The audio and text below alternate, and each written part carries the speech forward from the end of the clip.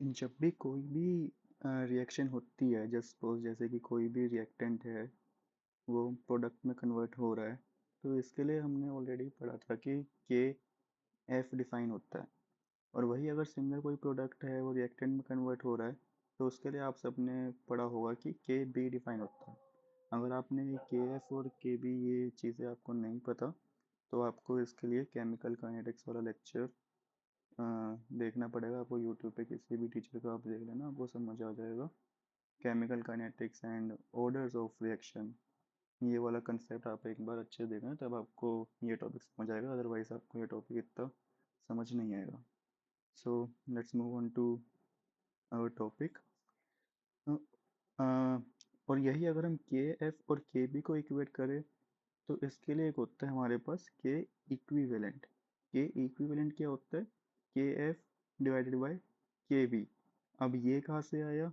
इसको हम डिराइव करते हैं, पर इसकी डेरिवेशन हमारी कहीं भी यूज में नहीं आती। So let's just skip that part, you have to remember the end result after all. अब यही जो के इक्विलिब्रियम आया है, इसी के लिए एक चीज डिफाइन होती है, लॉ ऑफ मास एक्शन। ये law of mass action actually में होता क्या है? सबसे पहली बात तो ये एक यूनिवर्सल लॉ है। यूनिवर्सल मीन्स ये है तो है, जैसे आपने पाइथागोरस थ्योरम पढ़ी होगी 9th या 10th क्लास में, ये एक यूनिवर्सल थ्योरम है, उसी की तरह ये है तो है।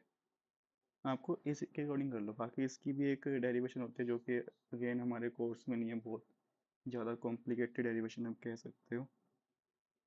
So what does it actually state? It states that rate of reaction is proportional to the product of active mass of reacting species raised to power their stoichiometric coefficient। अब इसमें सबसे बड़ा जो डाउट आता है कि एक्चुअल में लोगों को एक्टिव मास ही समझ में नहीं आता, ये एक्टिव मास है क्या? तो एक बार हम पहले उसे समझते हैं कि व्हाट इज एक्टिव मास। इतना आप जो ये वाली डेरिवेशन है, इसको अच्छे से लिख लेना कॉपी में। Let's start. एक्टिव मास, जब कोई भी रिएक्शन हमारी प्रोसीड होती है, कोई भी हमारा रिएक्टेंट प्रोडक्ट में कन्वर्ट होता है एट इक्विलिब्रियम, ये चीज़ें इक्विलिब्रियम के लिए डिफाइन होती है, क्योंकि उसमें रेट ऑफ रिएक्शन इक्वल होता है फॉरवर्ड का और बैकवर्ड का। हाँ, तो जब भी एक्टिव मास जो डिफाइन होता है कि कितना मास रिएक्टिंग स्पीशीज का कंज्यूम हो रहा है और उसका प्रोडक्ट बन रहा है। और same as vice versa product के लिए भी, कि एक्चुअल में कितना उसका मास हम कंज्यूम कर रहे हैं कि वो वापस से रिएक्टेंट बन रहा है। और एक्टिव मास को हम दो टर्म्स में हम डिफाइन कर देते हैं आगे। एक होता है कंसंट्रेशन और एक होता है प्रेशर। कंसंट्रेशन आपने सॉल्यूशन चैप्टर में ऑलरेडी पढ़ा होगा, मोलैरिटी होती है। मोलैलिटी हो गया आपका, ppm हो गया, पार्ट्स पर मिलियन, पार्ट्स पर बिलियन हो गया, एटसेट्रा। एंड बहुत सारी यहाँ पे कंसंट्रेशन टर्म होते हैं जो भी 9 10 हम पढ़ते हैं, mole fraction and all this things. But majority हमारी इसमें मोलैरिटी से ही होगा। और वही हम गैसियस में बात करें तो उसमें प्रेशर वर्क होता है। हम्म। अब आपने इसको डेफिनेशन तो आपने इसी पढ़ ली होगी। अब हम इसके एग्जांपल से देखते हैं कि हम उसको कैसे करते हैं। उससे पहले आपको एक बहुत बेसिक चीज़ तो पता ही होगी कि डेंसिटी किसकी ज़्यादा होती है, solid and liquid and gas में से। जो डेंसिटी आपको इतना आइडिया तो होना ही चाहिए कि सॉलिड की सबसे ज़्यादा होती है, देन लिक्विड की सबसे ज़्यादा होती है, उसके बाद गैस की, बिकॉज इसका हम आगे यूज़ करेंगे। तो हम 3-4 एग्जांपल करते हैं एंड इससे चीज़ें आपकी और ज़्यादा क्लियर हो जाएगी। ओके, सो रिएक्शन लेते हैं हम पहले एक, just suppose reaction 1, N2 gas plus 3H2 gas आपका इक्विलिब्रियम रिएक्शन के साथ 2NH3 गैस ये फॉर्म करता है। अब हमें इसका के इक्विलिब्रियम लिखना है, यानी कि हमें वही अपना लो यूज़ करना है जो कि हमने ऊपर सीखा। वैसे वैसे आप डिफाइन पढ़ो कैसे करते हैं हम। जो भी आपका NH3 और उसके जो स्टोशियोमेट्रिक कोफिशिएंट थी उसको हमने पावर में लगा दिया, बिकॉज यही तो आपका करते हैं power of raise to power stoichiometric coefficient. और वही हमने सिमिलरली रिएक्टेंट की साइड की भी कर दिया।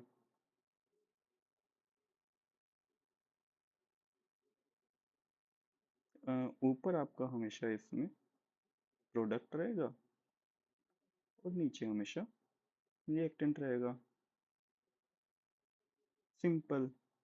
अब यहाँ देखो, अगर आप इस वाली रिएक्शन देखोगे तो हमारे पास सारी चीज़ें गैस में अवेलेबल थी।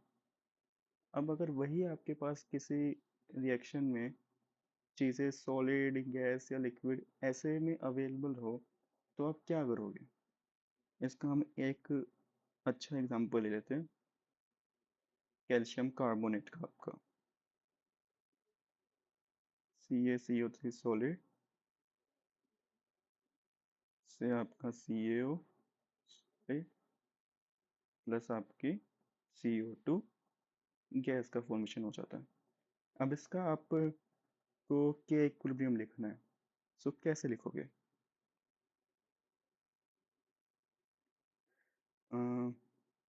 CaO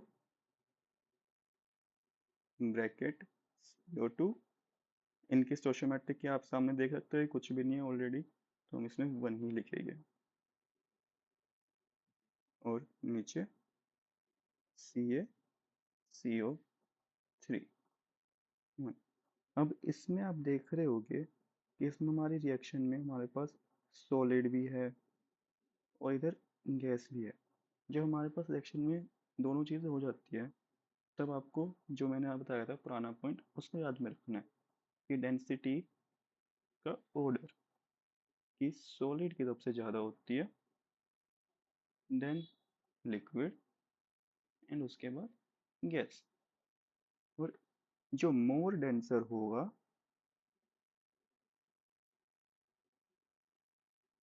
उसको हम 1 कर देंगे, उसका एक्टिव मास हम 1 पुट कर देंगे।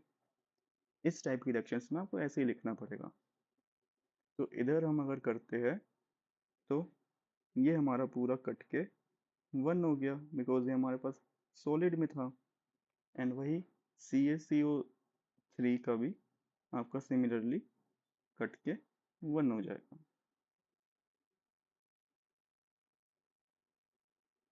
ओके, एंड यही अगर आपके पास कोई और रिएक्शन होती है जिसमें लिक्विड वगैरह भी आ जाती है तो उसमें भी आप सिमिलर ही करोगे।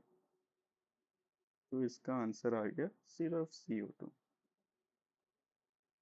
के इक्विलिब्रियम। और इसी को हम आगे के इक्विलिब्रियम को हमने पढ़ा था कि फॉरवर्ड अपॉन बैकवर्ड रिएक्शन में CO2 हो जाता है। तो वही आपको CO2 गैस है तो आपका उसका पार्शियल प्रेशर गिवन करके आपको के फॉरवर्ड की वैल्यू निकाल सकते हैं, के बैकवर्ड की वैल्यू आप फाइंड आउट कर सकते हैं। तो ये क्वेश्चन इसी के अराउंड रहता है।